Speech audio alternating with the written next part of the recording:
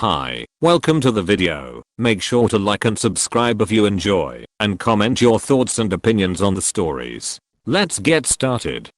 Am I the antagonist for not being excited about my first grandchild? I have been getting a lot of mixed opinions from family and friends on this topic. Recently I had a family get together at my house. Me and my husband host these get together once a month to catch up with family and our close friends over a shared meal. There is usually around 10 of us, and we are all very close. This past get together my son L brought his girlfriend S of a year with him. I never had any problems with my children bringing their partners to these get together. I have never really liked S, but I try not to allow that affect my son's relationship with her as it isn't my place. My husband also doesn't have the best views of S. We have our reasons for our dislike of her. S is often rude and causally says rude things about other family members. She doesn't clean up after herself and moves furniture in my home while she is here. I wouldn't mind that as much, but my sister-in-law is blind, so this causes some problems.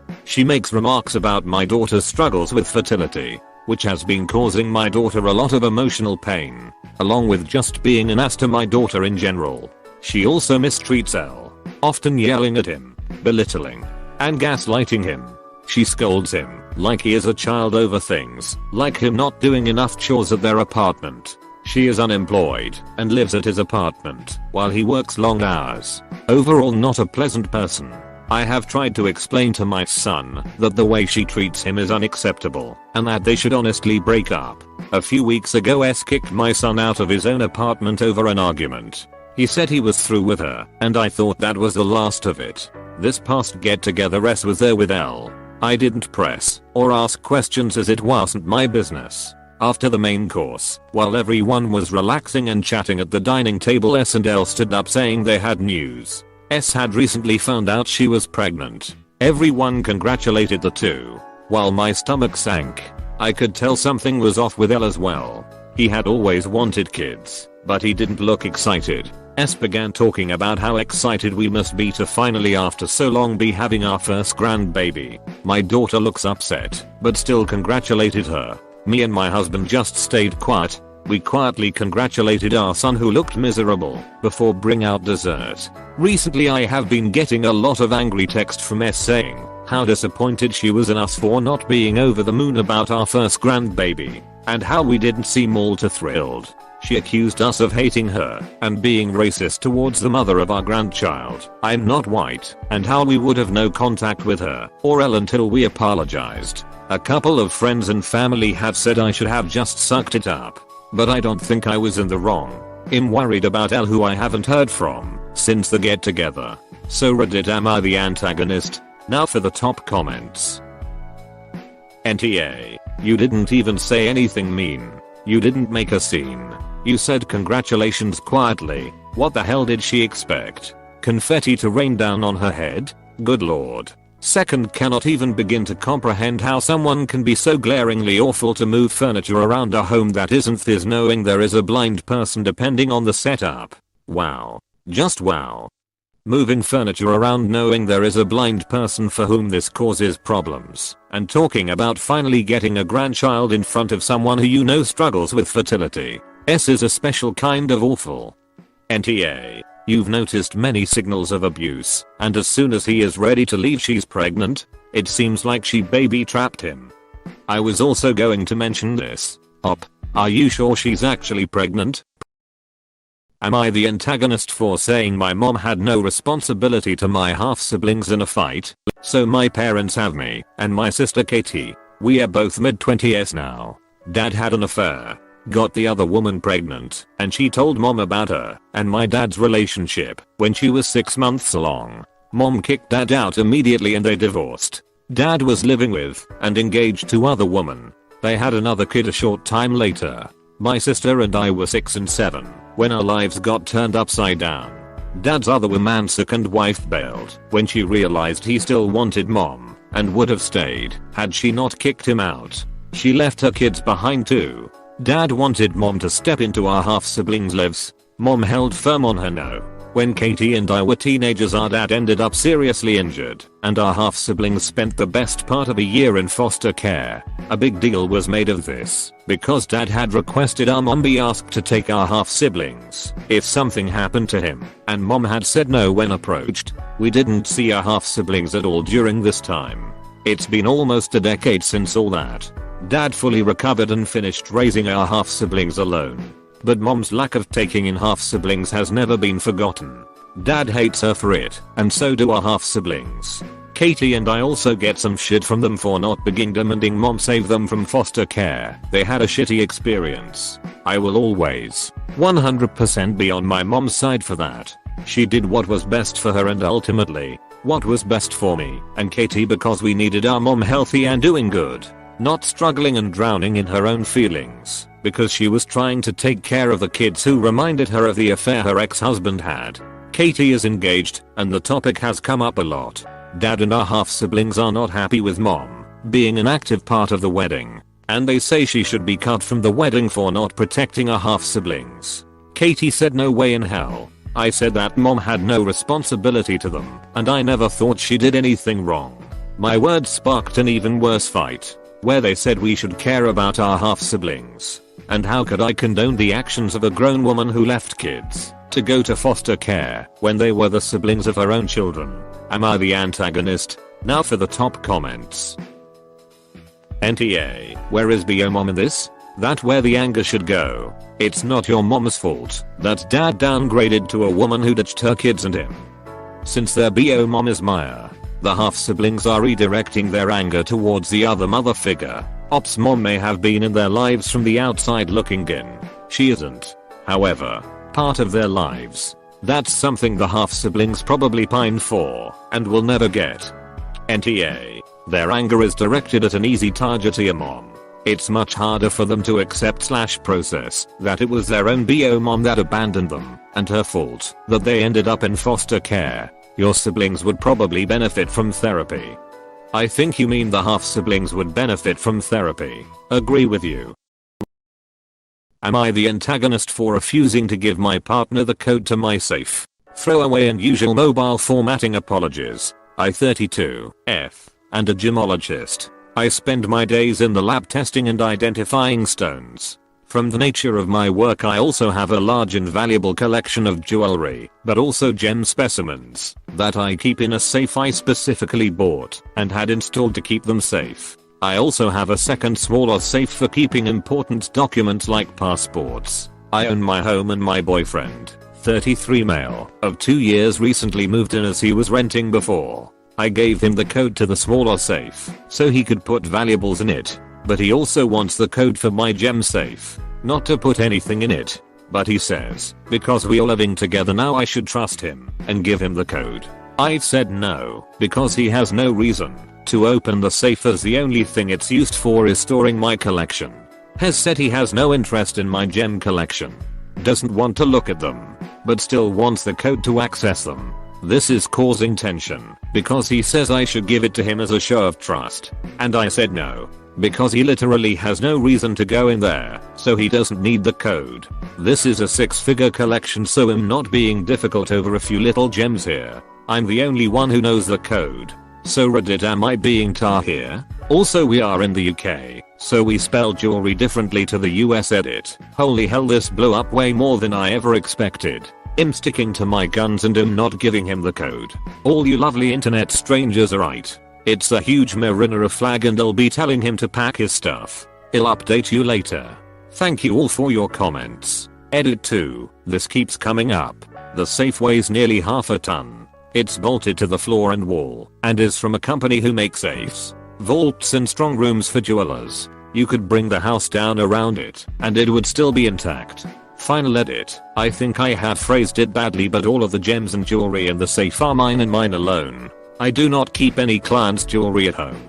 For my other business doing valuations, I rent a separate space and keep client items there. I will give an update once things have panned out. Another edit. I've checked 4 cameras. Thank you for the suggestions, people, and there aren't any aside from the ones I already have fitted which he doesn't have access to. I've moved all of my personal docs out of the little safe and into my gem safe. I've told my colleague what I'm doing, and she is going to come around for when I do it. I'll do a proper update when this is all over.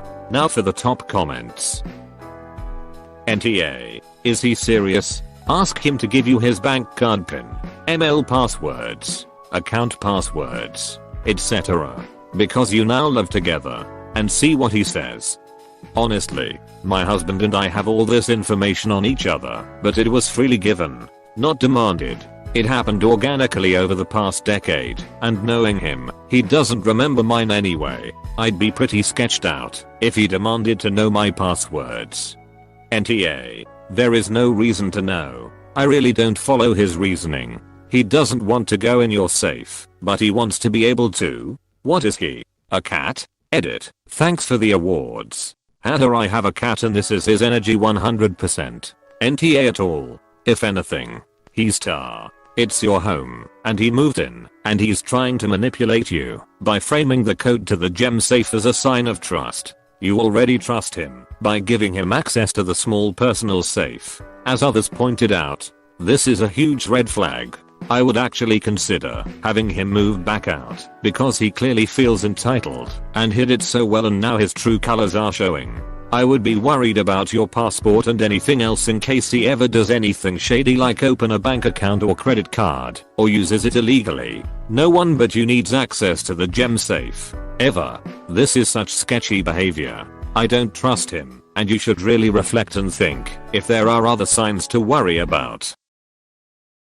Am I the antagonist because I won't cook for roommates? About 5 months ago, I struck an agreement with my roommates. My husband and I live with 2 other people, and we have a pretty small fridge, so there was never any room for anything in it, because there were always 2 households worth of ingredients stocked in it. Plus, it was getting pretty annoying having 2 sets of people fight, not really, over the same kitchen every day when it was time to cook dinner. So I proposed a deal. Everyone contribute into a communal dinner budget, and I would cook dinner for all 4 of us every day. I'm great at economizing and cooking on a low budget, and not to toot my own horn or anything, but cooking is a huge hobby of mine, so I feel confident saying I'm not too shabby at that either. I like to cook a wide range of foods, which is something my husband loves. For example, Japanese style ramen, Chinese braised pork over rice, Moroccan curry, shakshuka, pasta salad, grilled fish with roasted vegetables, and authentic Italian carbonara are all things that might show up on the dinner table when I cook. Things went well for a while, but after a couple of months our roommates started making requests. That's fine. Sometimes I would even ask for ideas on what to cook, but then the restrictions came, and came, and came, and just kept piling on. Now the list is: no pasta, no curry, no rosemary, no thyme, no oregano, no provincial herbs, no olives, no Asian noodles, no soy sauce, no oyster sauce, no peanut based sauces, no chickpeas, no lamb, no pesto, no basmati rice, no pork belly, no sun-dried tomatoes, no Szechuan pepper or Szechuan pepper oil, no vinegar, no balsamic, no couscous, no shrimp, no fennel, no garam masala, no sugar, low salt. I'm sure there are plenty that I forgot, but they would definitely be mentioned if I used. I like to be adventurous when I cook, and I just got really tired of being so limited. It honestly felt like I was being handed a new restriction every other day after a while. So I stopped cooking for them, and went back to only cooking for my husband and I. But my roommates are pretty upset that I'm not cooking anymore. They have started hinting that they would like me to cook for them again, and I just say no. Am I the asshole? Edit. You can see pics of my food on Instagram 1680 at _144 edit. We are moving 7 weeks from tomorrow. We won't be buying more appliance because we are just renting this place short term while we wait to close on a house. Now for the top comments.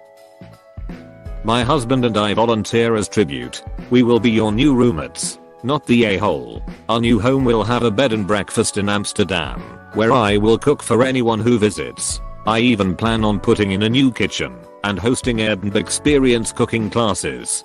I will move in, eat all your food, try all your experiments and never complain. NTA. There is a waiting list for dinner dates lol. NTA. You are not a restaurant.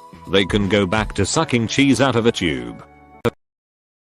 Am I the antagonist for vetoing my wife's name suggestion? Hi all. My wife Michelle and I, 30 and 28, are having our third child, and our tradition is she names the girls and I get the boys. But the other gets veto power. Both of our first two are boys, so I was certain she would want one of the names we already discussed for a girl. But no, she wants to name our daughter Koala. Now don't get me wrong, I have nothing against koalas, but I think naming a kid after them is a little bizarre. It'd be adorable when she's little, but just imagine her working retail and having koala printed on her chest for all to see. Neither of us are Australian or have ever been there, so it just seems an odd choice. I vetoed the name, said we can call her Koala if Michelle wants, but she deserves to not have that on her birth certificate. Michelle got upset with me and said I was undermining her choices. She locked herself in our bedroom and won't talk to me, and both her parents called me to report that I'm tar.